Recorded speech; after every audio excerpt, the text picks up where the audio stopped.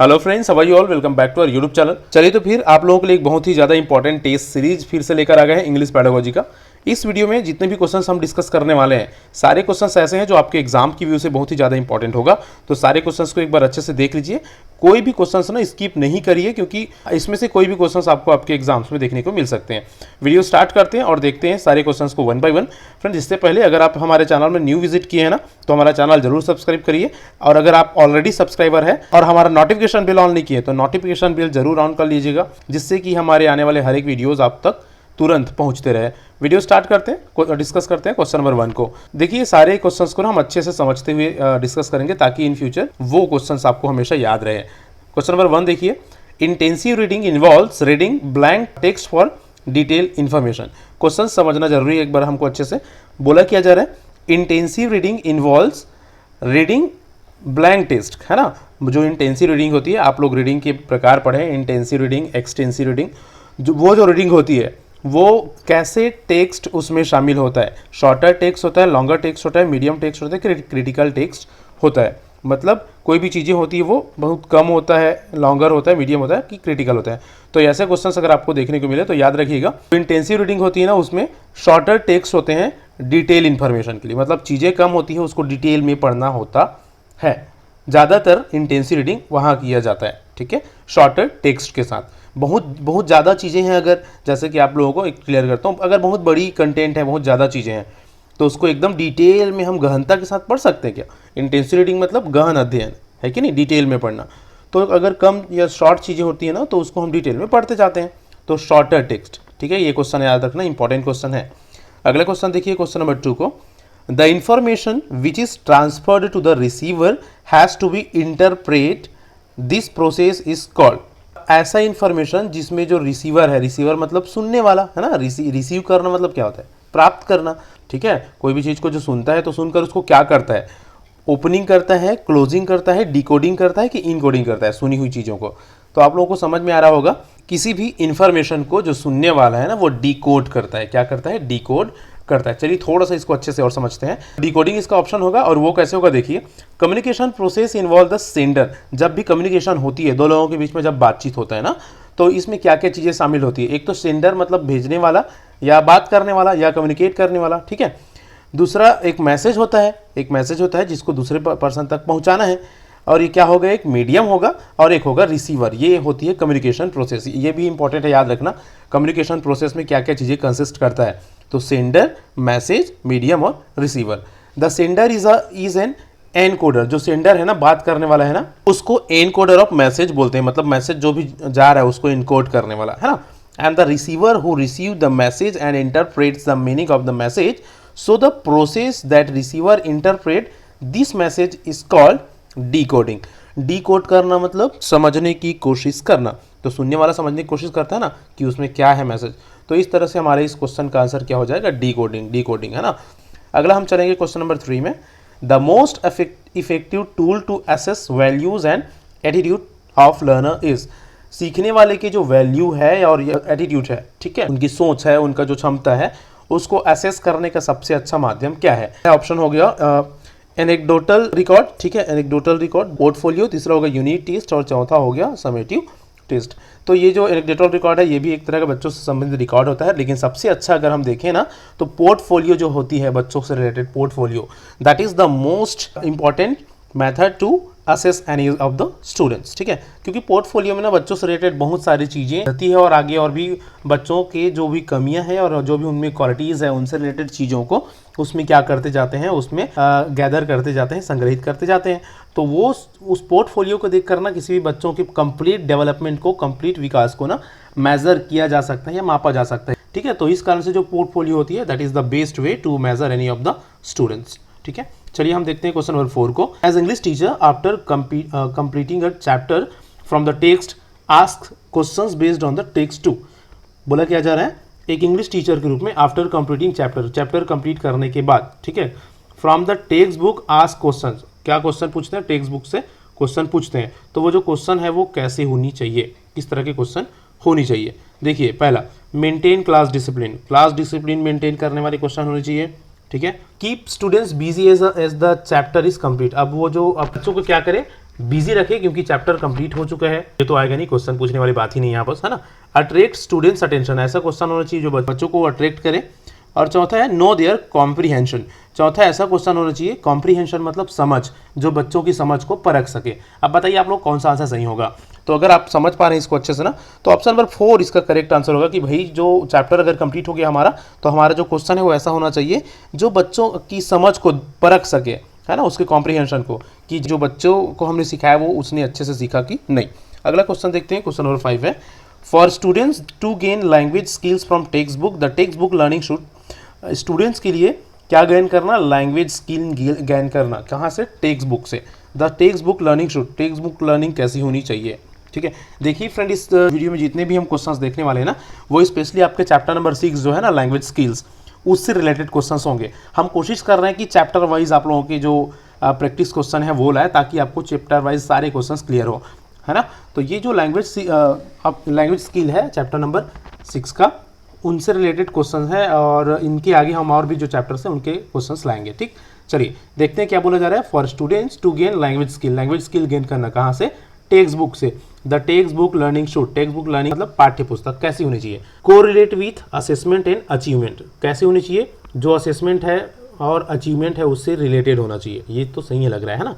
Lead to using the text book sparingly, text book को lead कर रहे हैं या टेक्स्ट बुक से संबंधित होना चाहिए, या तो टेक्स्ट बुक ऐसा हो कि बच्चे उसमें ज़्यादा टाइम स्पेंड करें, मतलब उसको वो इंटरेस्टिंग हो। Expose them to more literal reading, बच्चों को ना ज़्यादा से ज़्यादा रीडिंग से संबंधित चीज़ें हैं वो ज़्यादा से ज़्यादा अवसर प्रदान करे, ऐसा हो। बिकम मोर कॉस्ट इफेक्टिव, ज़्यादा कॉस्टली या कॉस्ट इफेक्टिव हो, ऐसा हो, है ना। तो इसमें ना 3 ऑप्शन, ये कौन कौन सा ऑप्शन, ये पहला वाला, ठीक है, expose them to more literally reading, ये तो नहीं आएगा। देखो बहुत सारे क्वेश्चन ऐसे होते हैं, आप लोग देखे होंगे, जो हमको ना 2 या 3 ऑप्शन सही लगते हैं, लेकिन हमको एकदम परफेक्ट आंसर उसमें पहचानना होता है, ठीक है। तो अगर हम देखेंगे इसमें ना, तो ऑप्शन नंबर 1 इसका करेक्ट आंसर लगेगा सबसे अच्छा, कि टेक्स्ट बुक जो है ना वो ऐसा हो, या बुक रीडिंग, बुक से लर्निंग ऐसा हो जो बच्चों को उनके अचीवमेंट या असेसमेंट से कोरिलेट करे या जोड़े, ठीक है। जो भी बच्चा अचीव कर रहा है या जो भी उनकी असेसमेंट हो रही है उनसे संबंधित वो टेक्स्ट बुक है वो हो, है ना। चलिए अगला क्वेश्चन देखते हैं, क्वेश्चन नंबर 6 में, what is communication without words, बिना शब्दों के कम्युनिकेट करना, विदाउट वर्ड्स, बिना शब्दों के कम्युनिकेट करना क्या कहलाता है, नॉन वर्बल कम्युनिकेशन कहलाता है कि नहीं, नॉन वर्बल कम्युनिकेशन। नेक्स्ट है as a sympathetic listener you should consider the message from the point of view of sympathetic listener। sympathy means क्या होता है, दया, sympathy means क्या होता है, दया, ठीक है। तो sympathetic listener के रूप में आपको क्या करनी चाहिए, ठीक है, you should consider the message from the, जो मैसेज मिल रहा है, जो बोलने वाला है सामने, उनके मैसेज को किस पॉइंट ऑफ व्यू से देखना चाहिए हमको, ऑडियंस के पॉइंट ऑफ व्यू से सुनना चाहिए, कि स्पीकर के पॉइंट ऑफ व्यू से, कि अदर, कि योर सेल्फ।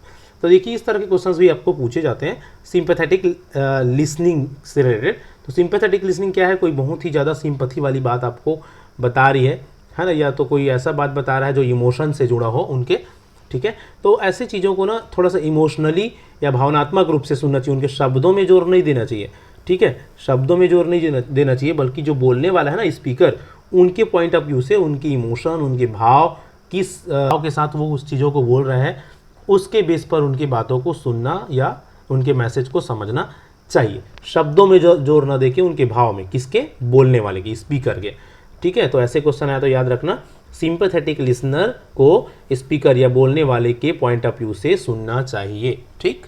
चलो आगे चलेंगे। लिसनिंग और हियरिंग रिफर्स टू, मतलब जो सुनना है ना वो किस चीज़ को रिफर करता है, डिफरेंट थिंग, एक बहुत ही अलग चीज़ को, mental and physical act respectively, ये सही है, ठीक है। द सेम थिंग और द स्पेसिफिक एक्ट बोला है, तो ना जो लिसनिंग है ना that is a physical act, है ना, that is a physical act and mental act, mental और फिजिकल दोनों एक्ट है भाई। देखिए हम जब सुनते हैं ना तो हमारी जो मेंटल कैपेसिटी है वो तो एक्टिव रहता है, मतलब उसको सुनकर समझने की कोशिश करते हैं, साथ ही साथ हमारी जो फिजिकल एक्ट भी सही होना चाहिए, ठीक है, हियरिंग की स्किल होनी चाहिए हमें। तो वो जो लिसनिंग है वो क्या है, that is a mental and physical act, clear. Okay, next one is which is not a language skill. Language skill कौन सा नहीं है, लैंग्वेज स्किल आप जानते हैं LSRW, ठीक है, LSRW। तो राइटिंग तो है, लिसनिंग भी है, रीडिंग भी है, स्पीकिंग नहीं है, हियरिंग 2 बार हो गया है तो हियरिंग नहीं है ना, ऑप्शन नंबर 3 नहीं है, इसके जगह में स्पीकिंग आना चाहिए था। What is the meaning metalinguistics, metalinguistics means क्या होता है? मेटालिंग्विस्टिक्स मीन्स होता है एक से ज़्यादा भाषाओं का यूज़ करना, ठीक है, बहुभाषाविद, मेटालिंग्विस्टिक। तो ऑप्शन क्या होगा भाई? कौन सा सही है? एबिलिटी टू लर्न लैंग्वेज, भाषा सीखने की क्षमता नहीं। कैपेसिटी टू प्रोड्यूस डिस्टिंगेटिव साउंड, ये भी नहीं है, ठीक है, अलग अलग आवाज़ प्रोड्यूस कर पाना। या capacity to think and talk about languages, मतलब भाषा के बारे में सोच पाना या उनके बारे में उस भाषा में बात कर पाने की जो क्षमता है वो क्या कहलाती है? मेटालिंग्विस्टिक कहलाती है, याद रखिए, ठीक। चलिए ऑप्शन नंबर 1 सही हो गया इसका। नेक्स्ट क्वेश्चन देखते हैं, how can a person correctly communicate, एक आदमी कैसे करेक्टली कम्युनिकेट या क्या कर सकता है? वार्तालाप या अपना बातचीत कर सकता है। स्पीकिंग, ईमेल, टेक्स्ट बुक या ऑल ऑफ अबोव, 4 ऑप्शन है। बोलकर तो कम्युनिकेशन होती है, ईमेल के द्वारा भी कम्युनिकेशन होती है, मैसेज कम्युनिकेट करना मतलब सीधा सीधा क्या भाई? मैसेज डिलीवर करना और सामने वाले से कोई मैसेज प्राप्त करना, ठीक है। हम कुछ बोल रहे हैं और सामने वाले से हमको कुछ आंसर मिल रहा है या रिप्लाई मिल रहा है, वो कम्युनिकेशन होती है। तो ईमेल में भी होता है, टेक्स्ट मैसेज में होता है, स्पीकिंग में तो होता ही है। अब तो ऑल ऑफ अबोव इसका सही आंसर हो जाएगा, ठीक है। अगला क्वेश्चन देखो, identify the sequence of language skills, language skill की सीक्वेंस, ये तो आता ही रहता है, आप लोगों को पता है ना। तो सही सीक्वेंस क्या है? सबसे पहले सुनना होता है, फिर क्या होता है? बोलना होता है, फिर क्या होता है? पढ़ना होता है, फिर लिखना होता है, LSRW, है ना। तो ऑप्शन नंबर 2 इसका सही आंसर होगा। Listening, speaking, proceeded, reading and writing. Listening speaking के बाद क्या आता है? रीडिंग और राइटिंग आता है, ठीक है। चलिए अगला क्वेश्चन में चलेंगे हम।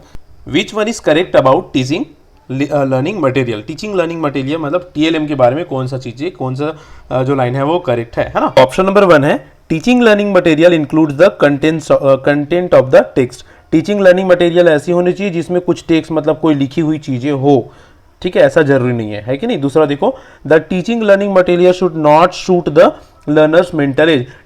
टीचिंग लर्निंग मटेरियल को ना जो सीखने वाले हैं मतलब जो बच्चे हैं उनके मानसिक एज के हिसाब से नहीं होना चाहिए, तो ये भी गलत है, उनके मेंटल एज को शूट करना चाहिए, ऐसा होगा तो हम पढ़े है ना। Teaching learning material should be interesting to the learners, क्या होनी चाहिए? इंटरेस्टिंग होना चाहिए, ये सही है। चौथा ऑप्शन देख लो, the teaching learning material is not an aid to the teacher, teacher के लिए सहायक एड नहीं है, तो गलत है ना। सहायक एड है भाई, टीचिंग एड कहलाती है, टीचिंग TLM को टीचिंग एड बोला जाता है। तो ये गलत, ये गलत, ये गलत, तो option number 3 will be the correct answer. Okay, चलिए नेक्स्ट क्वेश्चन चलते हैं, क्वेश्चन नंबर 14 में। The main purpose of teaching a language is, language पढ़ाने का सबसे मेन उद्देश्य, पर्पस क्या होता है? To acquire element of language, language का एलिमेंट प्राप्त करना। दूसरा, एक्सप्रेस वंस आइडिया, किसी की आइडिया को एक्सप्रेस करना। डेवलप कम्युनिकेटिंग कॉम्पिटेंट, ये सही है, ठीक है। To master its grammar and vocabulary, grammar और वेकेबलरी मास्टरी हासिल करना नहीं है भाई, है ना। लैंग्वेज पढ़ाने का, लैंग्वेज पढ़ाने का सबसे मेन मुख्य उद्देश्य होता है क्या करना? कम्युनिकेटिव कॉम्पिटेंट को विकसित करना, बातचीत करने का या कम्युनिकेट करने की जो दक्षता है उसका विकास करना बच्चों में या सीखने वाले में, ठीक है। Option number 3। अगला क्वेश्चन देखते हैं, व्हाट इज ब्रेनस्टॉर्मिंग, ब्रेनस्टॉर्मिंग क्या होती है? याद रखना, कभी भी ना ब्रेनस्टॉर्मिंग से रिलेटेड क्वेश्चन मिले तो ब्रेनस्टॉर्मिंग मीन्स होता है to collect all kinds of ideas on a topic, एक सिंगल टॉपिक से रिलेटेड जितने भी तरह की चीजें हैं या जितने भी तरह की आइडियाज है उसको कलेक्ट करना, to collect all kinds of ideas on a topic, इसी को क्या बोलते हैं? ब्रेनस्टॉर्मिंग बोला जाता है। याद रखिएगा, ये ऐसे क्वेश्चंस आ सकते हैं, है ना। Brainstorming, to collect all kinds of ideas on a topic, ठीक है। लर्निंग अ लैंग्वेज इज, भाषा सीखना क्या है? भाषा सीखना ना एक इंस्टेंट प्रोसेस है, ग्रेजुअल सतत प्रक्रिया है, कि लास्ट प्रोसेस है, कि ऑल ऑफ अबोव। तो जब भी हम ऑल ऑफ अबोव देखते हैं ना, हमको ये लगता है भाई कि ऑल ऑफ अबोव लगा दो। इस क्वेश्चन का सही आंसर होगा, ठीक, learning a language is a gradual process, क्रमिक प्रक्रिया, क्रमवार चलती है भाषा सीखना, ठीक है। क्रमवार कैसे चलता है भाई? सबसे पहले हम लैंग्वेज को सुनते हैं, फिर उसको बोलना स्टार्ट करते हैं, फिर पढ़ते हैं, फिर लिखते हैं। तो इस कारण से क्या हुआ? क्रमवार चलने वाली प्रक्रिया, मतलब सतत प्रक्रिया हुआ कि नहीं, ठीक है। चलिए क्वेश्चन नंबर 17 को देखते हैं। Flowers and Hayes regarded the following one of the skills as problem creating and solving skills. Flowers and Hayes एक साइकोलॉजिस्ट है, ठीक है। उसने क्या किया है, 4 जो लैंग्वेज स्किल्स होते हैं ना, उनमें से किसी एक को प्रॉब्लम क्रिएटिंग और सॉल्विंग स्किल बोला है। क्या बोला है? Problem creating and solving skill. तो कौन सी स्किल को बोला? ये इंपॉर्टेंट है, आ सकता है आपके एग्जाम की व्यू से, ठीक है। तो ना याद रखिएगा, राइटिंग जो स्किल्स होते हैं, राइटिंग स्किल्स, उसको ना इसने क्या बोला है? Problem creating and solving skill बोला है। किसने? फ्लावर एंड हाइज, जो एक साइकोलॉजिस्ट है, जो एक अपन ये बोल सकते हैं जो लिंग्विस्ट है, भाषाविद है, उसने, ठीक है। किसको बोला है? राइटिंग स्किल को क्या बोला है? Problem creating and solving skill बोला है। ठीक है, चलिए अब हम अगला चलते हैं क्वेश्चन नंबर 18 में। Which language skills are receptive? Receptive skill कौन सा स्किल है? तो रिसेप्टिव स्किल आप लोगों को पता होगा, हमने पढ़ाया था। रिसीप्ट करना मतलब रिसीव, कोई मैसेज रिसीव करना या प्राप्त करना। तो देखो, एक तो होता है सुनना, जब हम सुन रहे हैं तो रिसीव करते हैं कोई भी मैसेज, और एक तो होता है जब भी हम कुछ पढ़ते हैं तो भी कोई इंफॉर्मेशन रिसीव करते हैं। तो ऑप्शन नंबर बी अगर आप देखेंगे ना, तो उसी में करेक्ट कॉम्बिनेशन है ना, कौन सा? लिसनिंग एंड रीडिंग दोनों रिसेप्टिव स्किल्स है। बाकी में तो सभी में करेक्ट कॉम्बिनेशन नहीं है, तो इसको आप देख लेंगे। ठीक है, याद रखिएगा। अगला देखिए, grammar translation method stress on. जो ग्रामर ट्रांसलेशन मेथड है ना, वो किस चीज के ऊपर जोर डालता है या एम्फेसिस करता है? तो जो ग्रामर ट्रांसलेशन मेथड है ना, वो एक्यूरेसी के ऊपर स्ट्रेस डालता है। याद रखेंगे आप, कौन किसके ऊपर? एक्यूरेसी के ऊपर स्ट्रेस डालता है। Grammar translation method is an old classical method using from classical time to time is focuses on accuracy. ज्यादातर ना एक्यूरेसी मतलब सारी चीजें एक्यूरेट होना चाहिए, किसी भी तरह का कोई भी गलती नहीं होना चाहिए, इसके ऊपर वो स्ट्रेस डालता है। ठीक है, ओके। अगला हम चलेंगे नेक्स्ट क्वेश्चन में। Children can best learn a language when they have. Children can best learn a language when they have. बच्चे किसी भी लैंग्वेज को सबसे ज्यादा अच्छे से सीखते हैं जब उनके पास होता है, क्या होता है? उनके पास होता है गुड टेक्स्ट बुक, एक अच्छा text book, proficient language teacher, एक बहुत ही दक्ष भाषा का शिक्षक, इनहैबिटेशन मतलब एक अच्छा निवास स्थल अच्छे रहने के लिए, है ना, भाषा को सीखने के लिए, कि चौथा मोटिवेशन। तो अगर आप देखेंगे ऑप्शन नंबर 4 इसका करेक्ट आंसर होगा कि जो मोटिवेशन है ना, अभिप्रेरणा, that is the best thing to learn any language. ठीक है, या टू लर्न एनीथिंग, किसी भी चीज को सीखने के लिए ना मोटिवेशन की सबसे ज्यादा जरूरत होती है, स्पेशली जो स्टूडेंट्स है उन लोगों को। ठीक है, चलिए अगला हम देखते हैं। Study of meaning in a language is known as. किसी भी भाषा में ना मीनिंग सीखना क्या कहलाता है? तो याद रखिए, मीनिंग जब भी बात हो, मीनिंग सीखना कहलाता है सिमेंटिक्स। इसमें जितने भी और भी आए हैं उनको थोड़ा सा एक बार समझते हैं। देखिए, मीनिंग सीखना तो हो गया, सिमेंटिक्स तो हमारा ऑप्शन का आंसर क्या हो गया? सिमेंटिक्स हो गया। सिंटेक्स क्या है? वाक्य रचना या सेंटेंस फॉर्मेशन से संबंधित है। सिंटेक्स किससे संबंधित है? वाक्य रचना या सेंटेंस फॉर्मेशन से। If you talk about morphology, तो मॉर्फोलॉजी किससे संबंधित है? Morphology is related to the formation of the word, word formation से संबंधित है। मॉर्फोलॉजी किससे संबंधित है? वर्ड फॉर्मेशन, शब्द रचना से संबंधित है। और लिंग्विस्टिक्स तो आप लोगों को पता है, भाषा विज्ञान को बोलते हैं लिंग्विस्टिक्स। ठीक है, भाषा विज्ञान को क्या बोलते हैं? लिंग्विस्टिक्स बोलते हैं। तो ये सभी पॉइंट्स आप याद रखिएगा, कोई भी पॉइंट्स आपको आपके एग्जाम में पूछे जा सकते हैं। सिंटेक्स मीन्स वाक्य रचना, semantics means study of meanings, morphology means शब्द रचना, और लिंग्विस्टिक्स मीन्स भाषा विज्ञान। ओके, चलिए अगला क्वेश्चन चलेंगे हम, क्वेश्चन नंबर 22 में। Which one of the following is considered as the biggest problem in learning English language? ठीक है, इंग्लिश लैंग्वेज सीखने में कौन सा चीज को सबसे बड़े प्रॉब्लम के रूप में देखा जाता है? पहला, English is a difficult language to learn. English सीखने के लिए बहुत ज्यादा डिफिकल्ट है। English has a vast vocabulary. English का जो शब्दकोश है ना, वो बहुत ही व्यापक है, इस कारण से कठिन है। तीसरा, lack of opportunity for people to listen and use English outside classroom.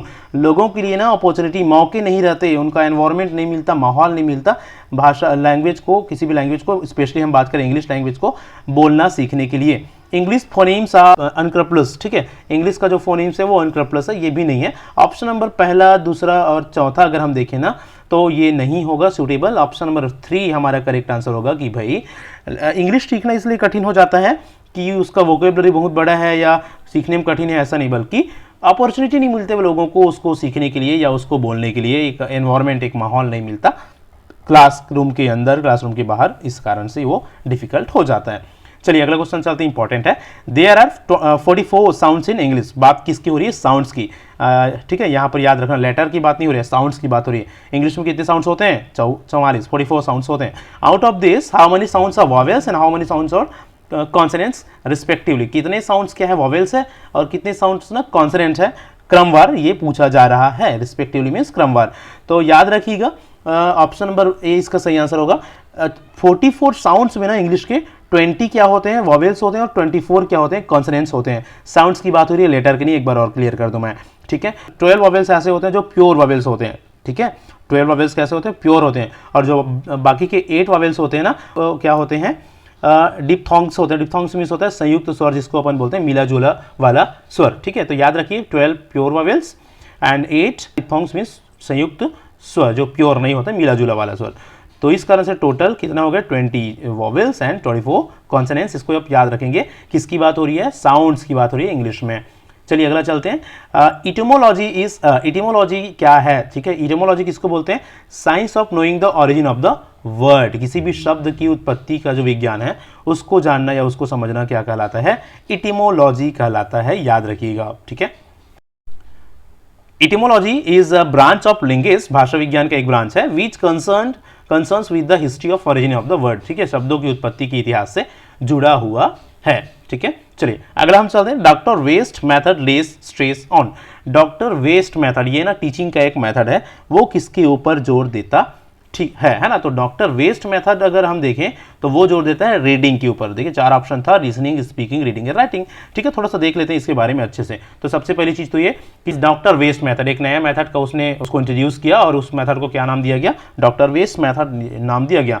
Which promote silent reading, और उनका जो ये मेथड है ना वो किस चीज को प्रमोट करता है? रीडिंग को, और वो भी कौन सी रीडिंग को? साइलेंट रीडिंग को। It was a revolt against direct method, direct method जो हम पढ़ते हैं, डायरेक्ट मेथड के बारे में जो जानते हैं लैंग्वेज सीखने के लिए, डायरेक्ट मेथड या टीचिंग का डायरेक्ट मेथड, उसके अगेंस्ट या उनके खिलाफ या उनके विरुद्ध है, उनके अपोजिट है ये। कैसे? क्योंकि डायरेक्ट ये ना साइलेंट रीडिंग को क्या करता है? प्रमोट करता है। किसको? साइलेंट रीडिंग, चुपचाप पढ़ने को। लेकिन जो डायरेक्ट मेथड है वो किस चीज़ को प्रमोट करता है? बोलने को, बोलने का मौका देना, या तो क्या करना? कम्युनिकेट करना, जिसको नेचुरल मेथड भी बोला जाता है। लेकिन डॉक्टर वेस्ट मेथड क्या करता है? साइलेंट रीडिंग को प्रमोट करता है, ठीक है। तो रीडिंग हो गया इसका ऑप्शन।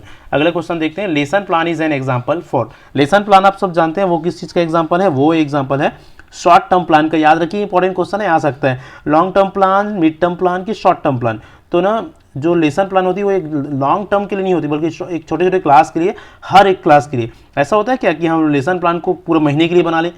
ऐसा कभी नहीं होता। हर एक क्लास के लिए हमको लेसन प्लान अलग अलग सेपरेटली बनाने पड़ते हैं। That is why lesson plan is a short term plan, ठीक है। चलिए अगला हम चलेंगे। Example of authentic material is, authentic material के एग्जाम्पल क्या है? English reader, supplementary reader, newspaper. तो newspaper is the example of authentic material, याद रखिएगा, ठीक है।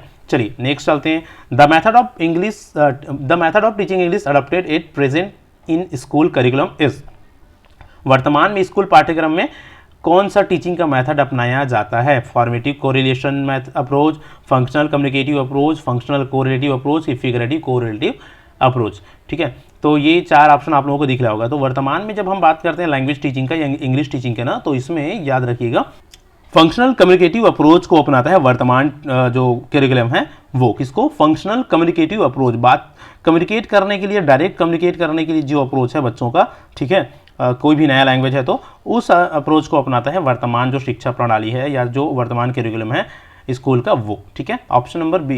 हम चलेंगे क्वेश्चन नंबर 29 में। Direct method is also known as, अभी कुछ टाइम पहले मैंने बताया है ना, जो डायरेक्ट मेथड है ना उसको नेचुरल मेथड बोला जाता है। क्या बोला जाता है? उसको नेचुरल मेथड के नाम से भी जाना जाता है। इस मेथड में बच्चों से डायरेक्टली किसी भी चीज़ को डायरेक्टली कम्युनिकेट करके, बोलकर, है ना, या प्रैक्टिकली उनको किसी भी लैंग्वेज को स्टार्ट करके, बोलना स्टार्ट करके सिखाने पर जोर दिया जाता है, ठीक है। डायरेक्ट मेथड कहलाता है, इसका आंसर इसको नेचुरल मेथड भी बोलते हैं, ठीक है। अगला क्वेश्चन है language acquisition occurs only when, यहाँ पर एक लैंग्वेज लर्निंग एंड एक्विजिशन के ऊपर क्वेश्चन है। Language acquisition occurs only when, language acquisition कब हो सकता है? ठीक है, या तो तभी हो सकता है जब क्या होगा? तो the child observe the language without conscious attention, जब बच्चा जो है वो लैंग्वेज को बिना किसी कॉन्शियस अटेंशन के ऑब्जर्व करता है। ये तो सही है, लेकिन और भी ऑप्शन को देखो तब और समझ में आएगा। Child is taught the rules of grammar, grammar के रूल पढ़ाएंगे तब एक्विजिशन होगा क्या? नहीं, वो तो लर्निंग होता है ना। The child has exposure to the language, the child is given a reward, child को रिवार्ड दिया जाए। तो देखो यहाँ पर ना किस चीज़ की बात हो रही है भाई, देखो क्वेश्चन को समझना। लैंग्वेज एक्विजिशन तभी संभव होगा जब बच्चा को क्या किया जाए? लैंग्वेज के प्रति एक एक्सपोजर, एक अपन ये बोल सकते हैं उनको एक माहौल प्रदान किया जाए, ठीक है, कि उस लैंग्वेज के प्रति किसी भी लैंग्वेज का माहौल मिलेगा, बच्चों को एनवायरनमेंट मिलेगा उसको सुनने का, तो सुनेगा तभी तो किसी भी चीज़ को सीखेगा ना, ठीक है। तो यहाँ पर ये वाला ऑप्शन और पहला वाला ऑप्शन आप लोगों को सही लग रहा होगा, ये वाला भी। लेकिन यहाँ पर ना क्या बोला गया? देखो, the child observe the language without conscious attention. तो यहाँ पर एक्विजिशन किसको बोलते हैं? ऐसा पूछते तो ये आंसर आता कि भाई कॉन्शियस अटेंशन बिना क्या करते हैं? एक्विजिशन किया जाता है। तो लेकिन यहाँ तो परिस्थिति पूछा गया है, कब होगा? तो एक्विजिशन जब होगा जब बच्चों को एक वातावरण, माहौल मिले। तो ऑप्शन नंबर सी इसका सही आंसर होगा, third one. The child has exposure बच्चों के पास एक हॉल हो किस चीज़ के लिए, लैंग्वेज सीखने के, ठीक है। तो ऑप्शन नंबर 3। अगला क्वेश्चन देखिए, comprehensive evaluation refers to assessment of.